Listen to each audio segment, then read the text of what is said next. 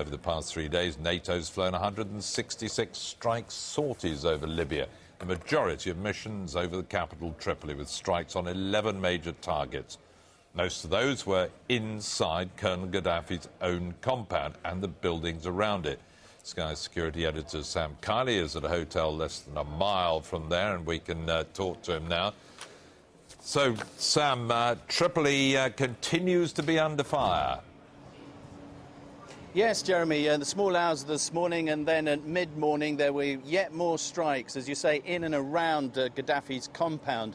Clearly, NATO are very anxious to maintain the initiative that they've got. The rebels had been advancing from Yefren and Misrata yesterday, and they're very anxious in NATO to keep this pressure up. There's also the other problem in NATO, that they're spending a great deal of money, and their crews and the aircraft are now getting fairly well stretched. And there is a worry that the longer this goes on, as far as NATO is concerned, the harder it is going to be able to sustain at the sort of level required to drive Gaddafi out of power.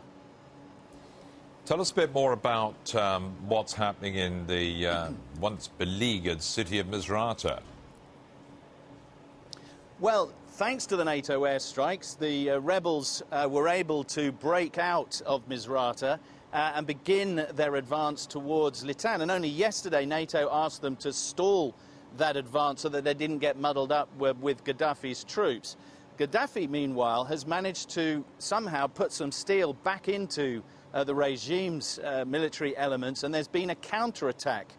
There have been reported of 12 rebels killed, which is a pretty high death toll by their standards from one engagement, and 26 at least wounded. So again, this shows that even in the face of these very heavy airstrikes, and they really have been heavy in the last 2 or 3 days, the Gaddafi elements are prepared to fight on, and fight on pretty hard, ignoring the threat from above. And bear in mind that this front line is very, very close to HMS Ocean and the French ships from which the air-to-ground attack helicopters can be used, picking off targets of opportunity. They seem to have ignored that and managed to get back on the front foot, at least temporarily.